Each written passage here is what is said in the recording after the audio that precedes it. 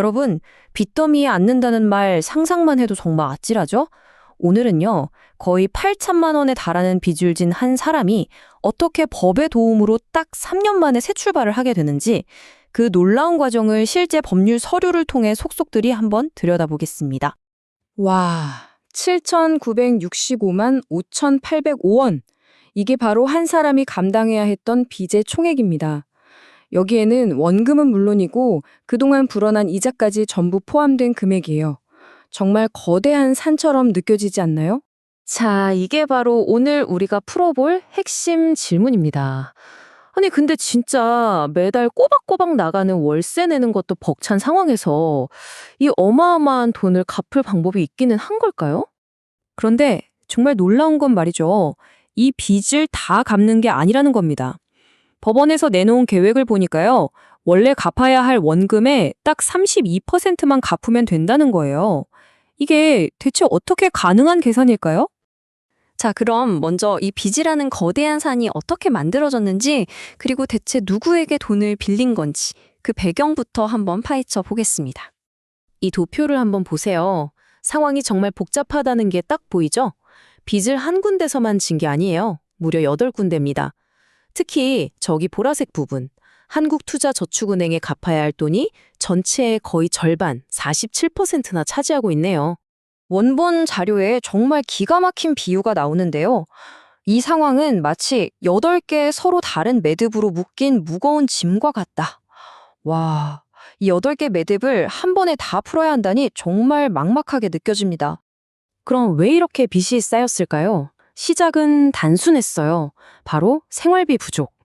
매달 50만 원씩 월세를 내고 나면 생활비가 모자랐던 거죠. 그래서 대출을 받아서 메꾸고 또 그 대출을 갚으려고 다른 대출을 받고 흔히 말하는 돌려막기가 시작된 겁니다. 결국엔 건강보험료도 못 낼 지경이 됐고 심지어 과거에 파산 신청을 했다가 기각된 아픈 경험까지 있었던 거죠.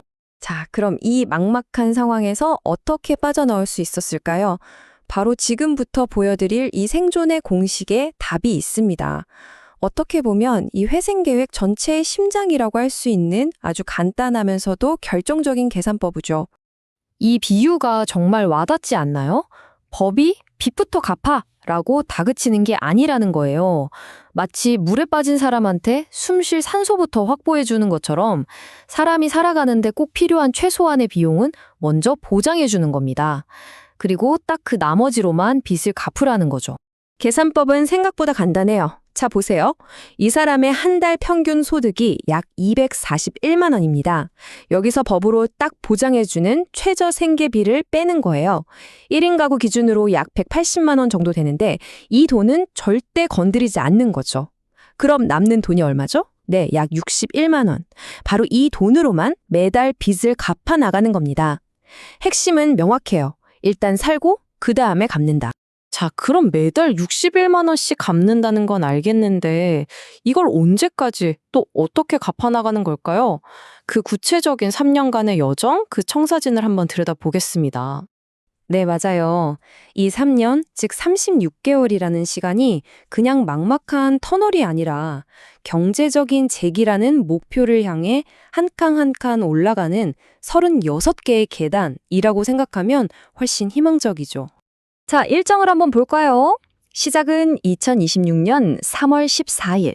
이날부터 매달 14일 꼬박 36개월 동안 돈을 내는 겁니다. 그리고 마지막 납부일은 2029년 2월 14일. 이날 이 긴 여정이 드디어 끝나는 거죠. 여기 세부 내역을 보면요. 첫 달에 내는 돈은 좀 특별해요. 바로 밀린 건강보험료를 먼저 갚는 데 쓰입니다. 이런 공적인 채무는 우선적으로 해결해야 하거든요. 그리고 그 다음 달부터 36개월 차까지는 나머지 채권자들에게 돈이 나눠져서 들어가고요.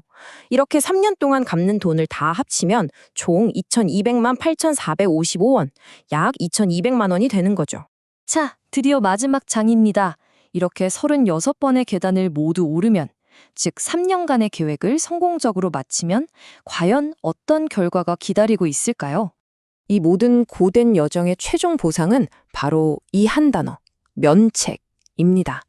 이게 뭐냐면 계획대로 성실하게 갚았으니 그동안 못 갚은 나머지 빚은 법적으로 이제 안 갚아도 돼 하고 없애주는 거예요. 말 그대로 모든 게 리셋되는 거죠. 깨끗한 백지 상태에서 인생을 다시 시작할 기회를 주는 겁니다. 이 그래프를 보시면 면책의 힘이 얼마나 되반한지 한눈에 들어옵니다. 자, 제일 왼쪽 막대, 원래 빚이 거의 8천만 원이었죠.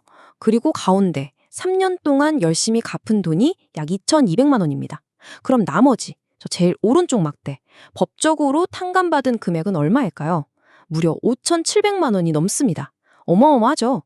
이게 바로 오늘 우리가 살펴본 한 사람의 금융적 재기 과정의 모든 것입니다. 자, 이 모든 과정을 보고 나니 여러분은 어떤 생각이 드세요? 한번 실패한 사람에게 다시 일어설 수 있는 기회를 주는 정말 꼭 필요한 사회 안전망이라고 보시나요? 아니면 성실하게 빚을 갚아나가는 다른 사람들과의 형평성 문제가 있는 일종의 법적 허점이라고 생각하시나요? 아마 쉽게 답을 내릴 수 있는 문제는 아닐 겁니다.